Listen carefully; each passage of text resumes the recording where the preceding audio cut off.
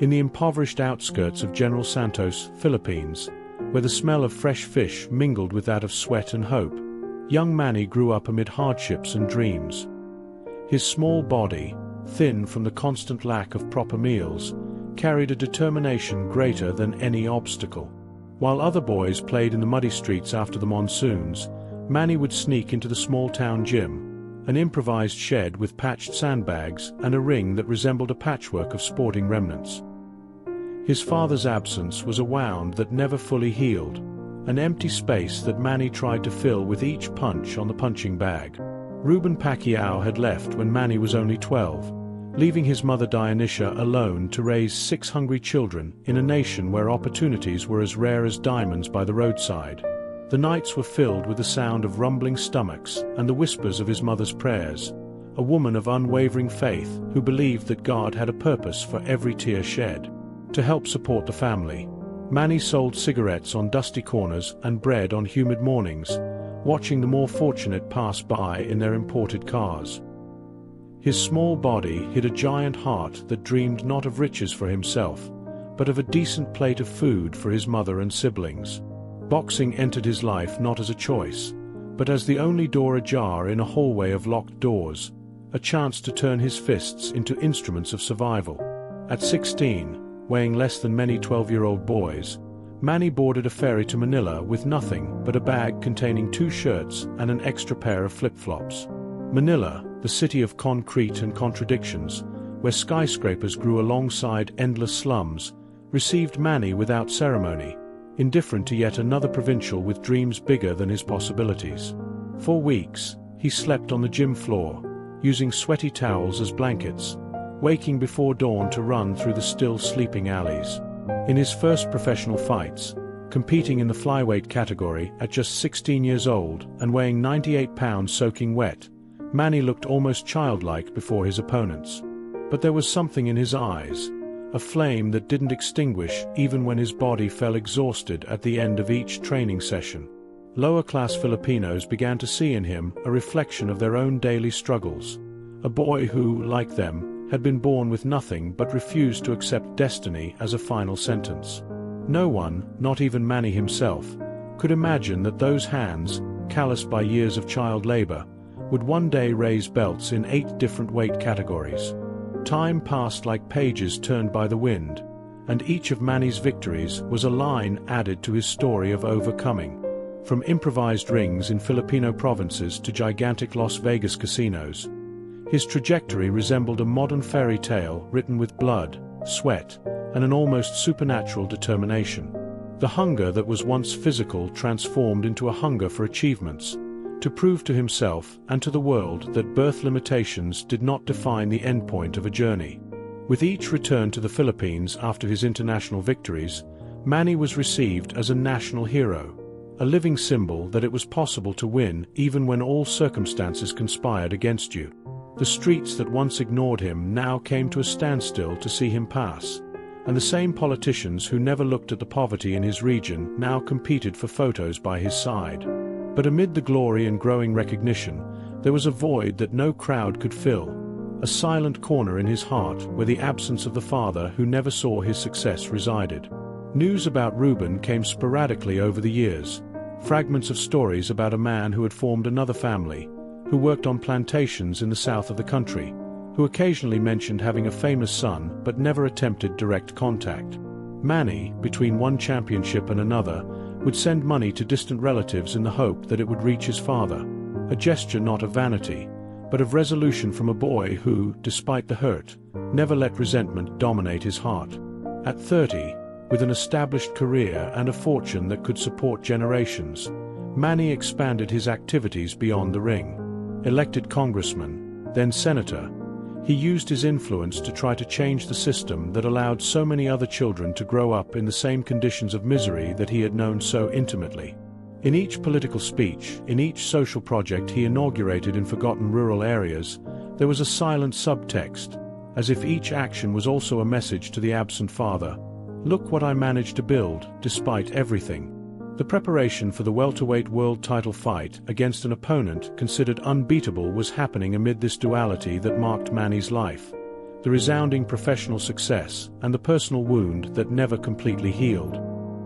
His trainer, Freddie Roach, a man of few words but keen perception, noticed how Manny occasionally lost focus during training, his gaze wandering to some invisible point beyond the ropes of the ring.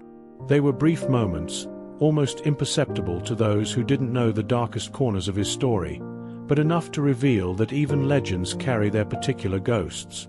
In the week of the big fight, Las Vegas transformed into an extension of the Philippines. Thousands of Manny's compatriots, many saving for years to witness that moment, filled hotels and casinos, carrying flags and replicas of his belts. In the hotel corridors, on the way to training sessions, Manny would stop to hug fellow countrymen, sign photos, and listen to stories of how his journey had inspired ordinary people not to give up on their own dreams. The weight of representing not just himself, but an entire nation that saw in him its best version, was a burden that Manny carried with an almost incomprehensible serenity to those watching from the outside. The press conferences preceding the combat were a striking contrast between personalities. While his American opponent, surrounded by an ostentatious entourage, made arrogant statements and promised a humiliating knockout, Manny maintained his characteristic shy smile, responding to provocations with biblical quotes and thanks. Behind the scenes, away from flashes and microphones, his team perceived, however, a different restlessness, a nervousness that was not related to the imminent combat, but to something deeper and more personal. On the morning before the fight, as Manny was taking his morning run through the empty hotel corridors, a Filipino hotel employee approached timidly, extending a simple envelope, yellowed by time. With trembling hands, he explained that an older man, of humble appearance, had left that letter at the reception 3 days earlier, begging that it reach the champion's hands. The sender's name, written with a wavering calligraphy on the back of the envelope, made Manny stop in his tracks as if he had seen a ghost. Manny Pacquiao. 4 hours, the envelope remained untouched on the hotel room table. Manny observed it like someone contemplating a bomb about to explode, divided between the desire to know its contents and the fear of reopening wounds that had cost so much to heal. His wife Jean Key, perceiving the anguish that dominated her husband, gently suggested that perhaps it was time to face that last opponent, more intimidating than any fighter he had ever faced in the ring, his own past. With fingers that had knocked down champions but now trembled like leaves in the wind, Manny finally opened the envelope. The pages inside, written in a local Filipino dialect, contained stains that could be tears or the characteristic humidity of the rural regions of the Philippines. As his eyes scanned the uneven lines, written in the uncertain handwriting of someone who had no access to formal education, the champion's face transformed into a landscape of contradictory emotions: shock, sadness, understanding, and finally, a peace he had never experienced before. The letter revealed not just apologies, but the complete story that Manny had never known. Ruben described how he had left not for lack of love, but out of deep shame for not being able to feed his family, for feeling like a failure as a provider in a culture that valued the paternal role above all.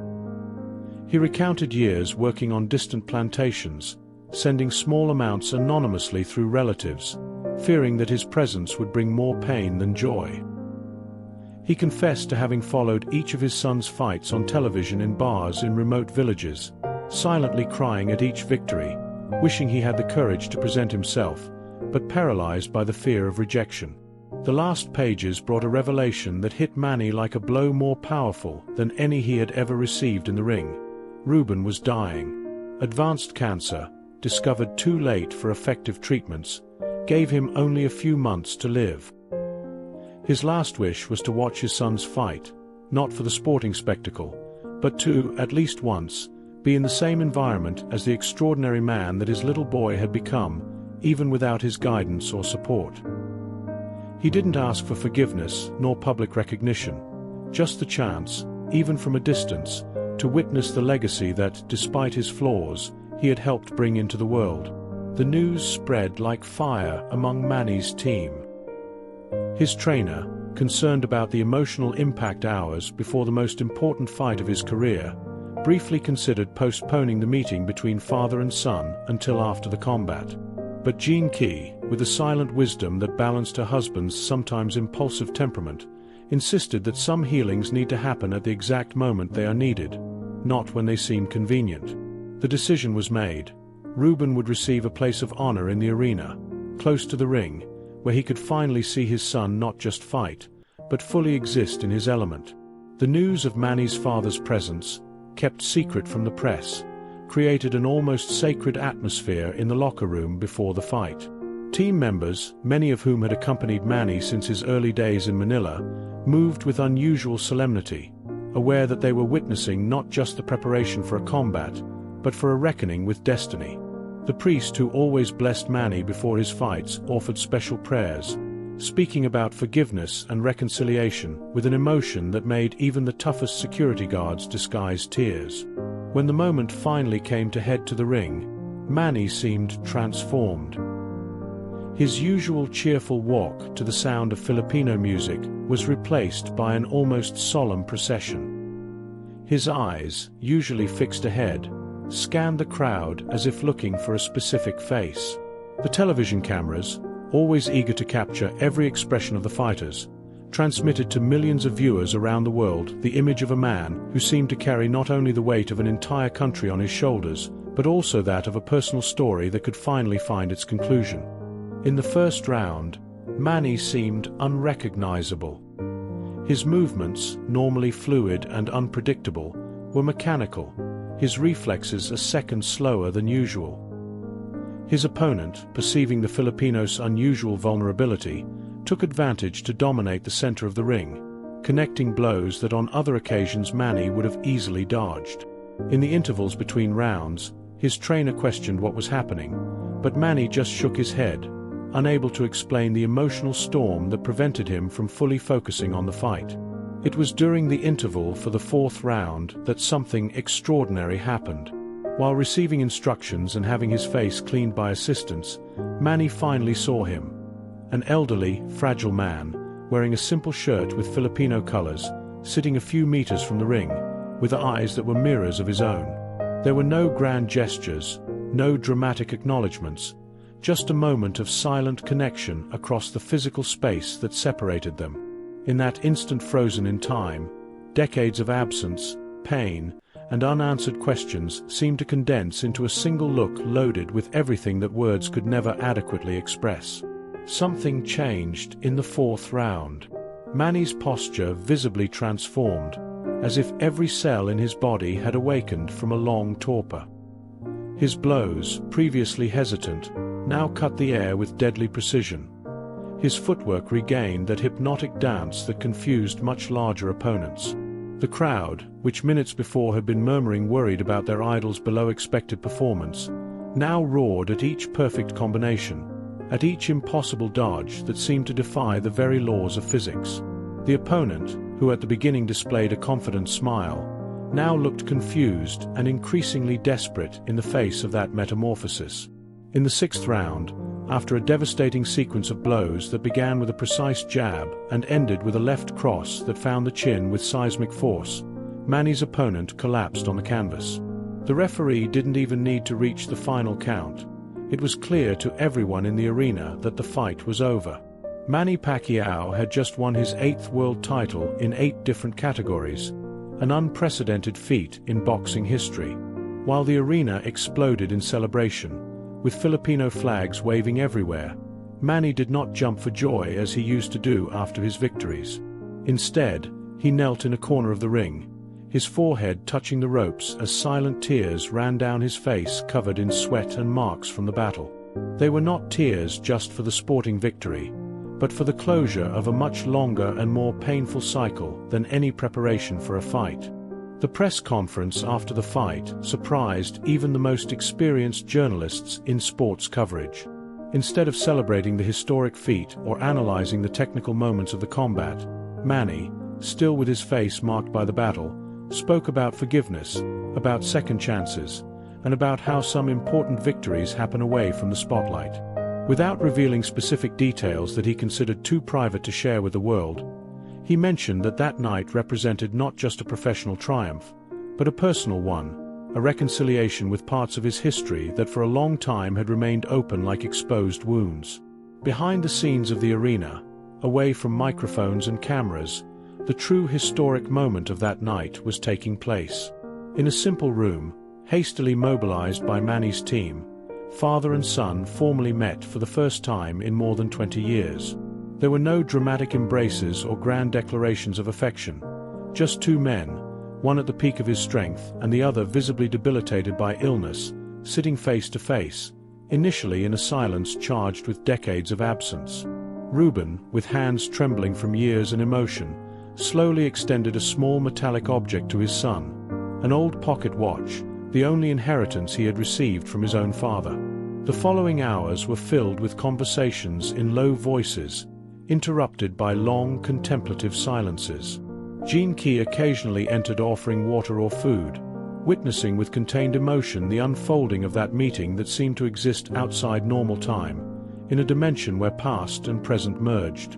There were no heated recriminations or elaborate justifications, just shared stories, pieces of a family puzzle finally fitting together to form a complete picture, even if belatedly. The following morning, while the world press was still echoing the technical aspects of the victory, Manny made a decision that surprised his team. He would cancel all public commitments for the next few weeks.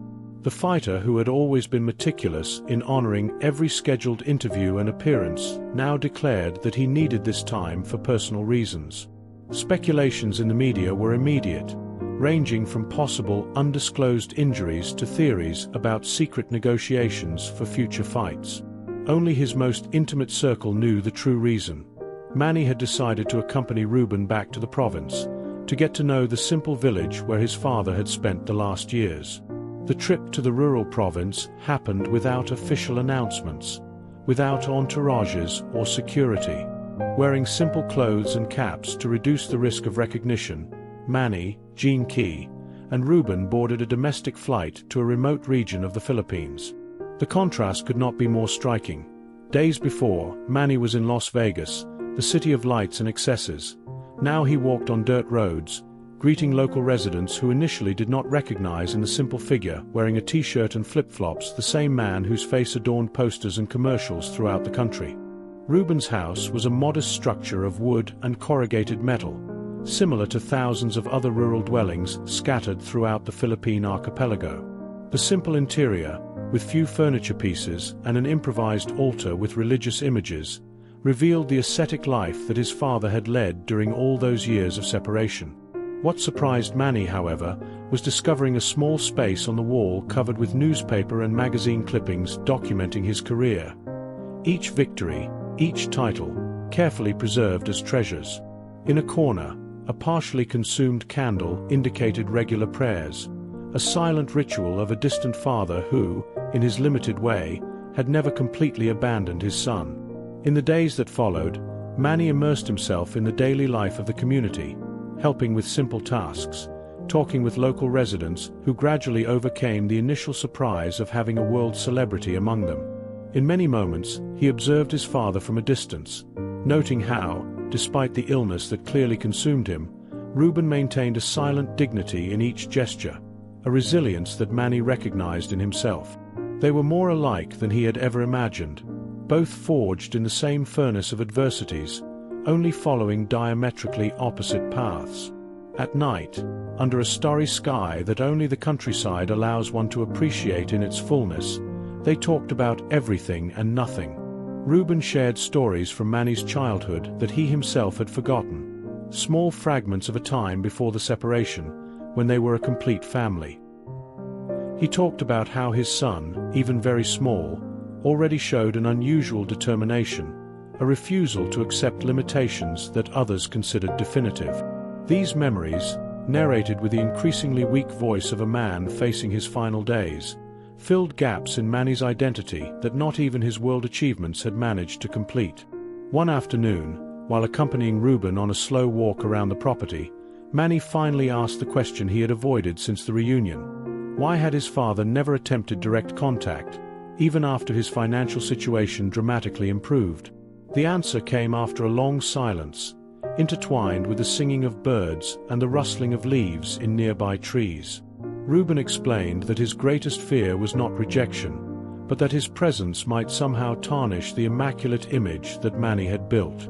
Each time he gathered courage to approach, he saw in the news his son being exalted as an example of overcoming, as a man who had won despite adversities, and feared that his appearance would be seen as an opportunistic attempt to participate in a success to which he had not contributed. What Ruben did not understand, and that Manny was now trying to explain with words that seemed inadequate for the depth of the feeling, was that each victory conquered, each opponent defeated, each world title raised above his head, implicitly carried an unanswered question. "Dad, are you seeing this?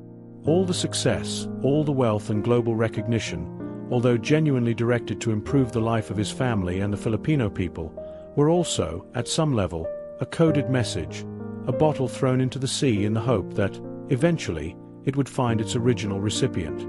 Ruben's health deteriorated rapidly in the following weeks.